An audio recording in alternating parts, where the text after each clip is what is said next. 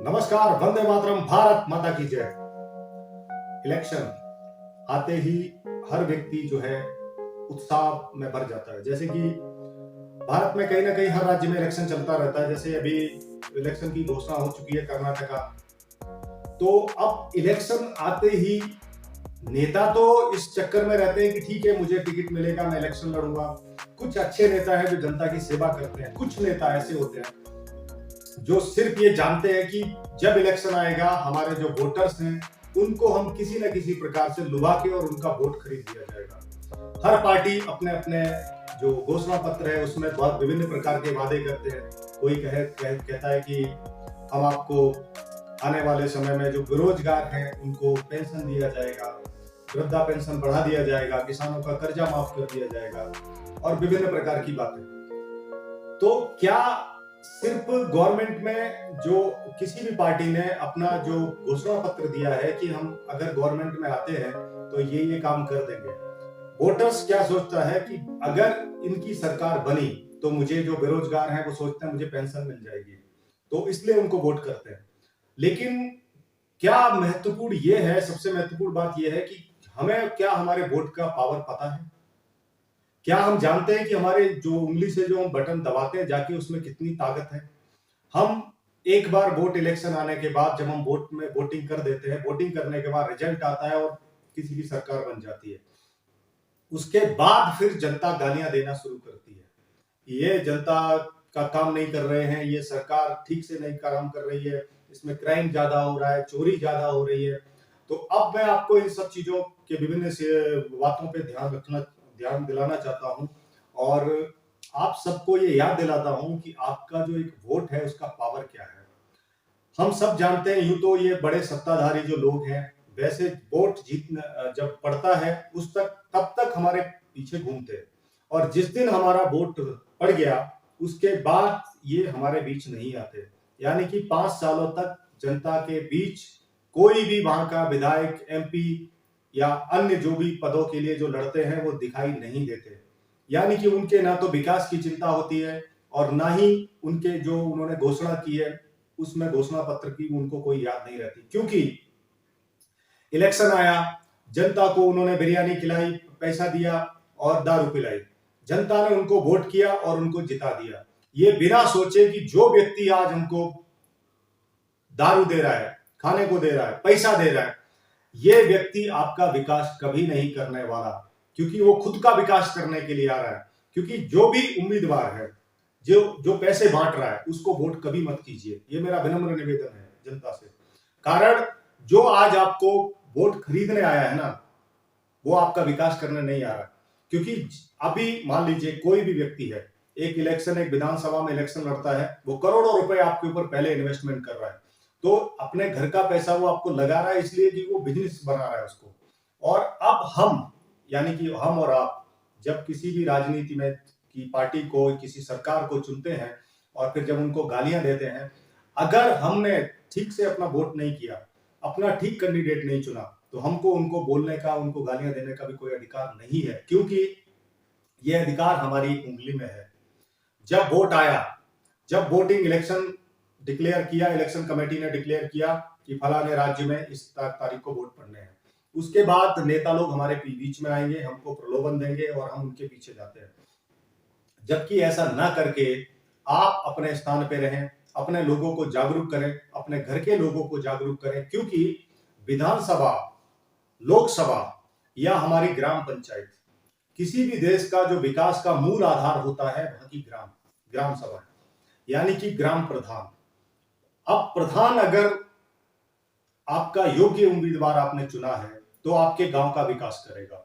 गांव का विकास होगा तो गांव से क्या होता है, एक क्षेत्र का विकास होता है। आपकी ग्राम सभा का जब विकास होगा तो आपकी विधानसभा में भी एक विकसित जो विधानसभा बनेगी। क्योंकि अगर उस एरिया के जो जितने प्रधान आपने चुने हैं वो अपने ठीक ठीक से अपना काम करते हैं तो आप निश्चित तौर पे मान लीजिए कि देश उन्नति की ओर बढ़ रहा है। लेकिन जब हम गलत उम्मीदवारों को चुनेंगे, बिरयानी खाएंगे, दारू पिएंगे और पैसे लेके वोट करेंगे तो हमारा विकास निश्चित तौर पे नहीं होगा। अब इसकी मैं सीरीज एक बनाऊंगा जिसमें 3 या 4 पार्ट बना के एक एक मतदान का क्या अधिकार होता है और मतदान क्यों करना चाहिए, कुछ लोग बोलते हैं जैसे कि नोटा दबा दिया, या कुछ लोग कहते हैं कि हम वोट डालने नहीं जाएंगे।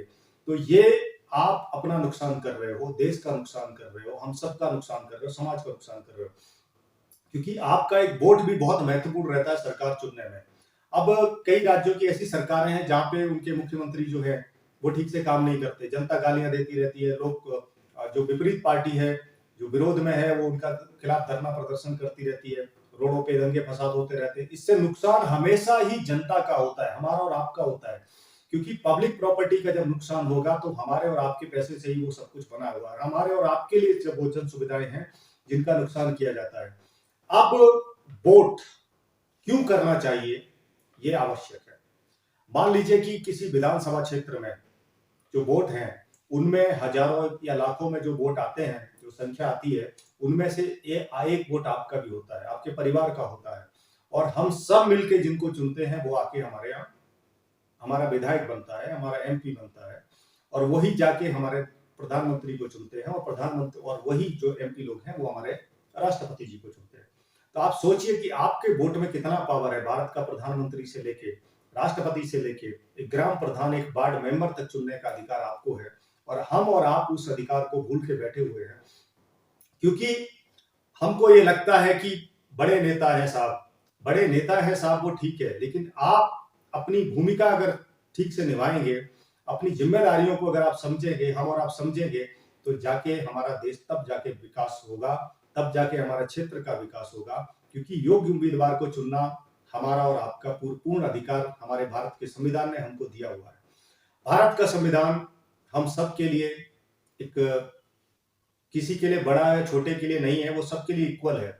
जो जैसा करेगा, आपको भी कुछ अधिकार है, उनको भी अधिकार है, जो अधिकार हमको है वो उनको है।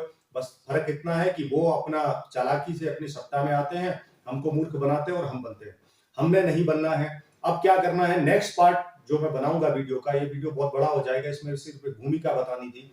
सेकेंड पार्ट में आपको बताऊंगा कि वोटर्स का पावर कितना है और वोटर्स क्या क्या कर सकता है, यानी कि समाज के विकास में हर व्यक्ति का कितना योगदान होता है, ये हम और आप भूल के बैठे हुए हैं। तो आगे से जब भी कभी भी वोट डालें तो नोटा ना दबाएं। पहले तो विनम्र निवेदन है, नोटा से दूर रहे। नोटा का अर्थ होता है कि आपने वोट डाला, इनको डाला ना उनको डाला, तो आपने फिर वोट क्यों डाला? वोट डालने का अर्थ क्या हुआ? आपने किसी को चुना ही नहीं। आप, इससे अच्छा तो यह होता कि कोई भी उम्मीदवार जो प्रत्याशी अच्छा है, जो आप समझते हैं, कोई पार्टी को देख के कभी वोट मत कीजिएगा। आप सबसे निवेदन है कि पार्टी को देख के वोट ना करें। जब भी वोट करने जाते हो, व्यक्ति को चुनिए, जो आपके बीच का व्यक्ति है उसको चुनिए, आप जिसको जानते हैं उसको चुनिए, ताकि वो समाज में जब आएगा, आपके बीच में आया, तो आपके लिए विकास करेगा, आपके लिए खड़ा होगा। तो आज सिर्फ इतना ही।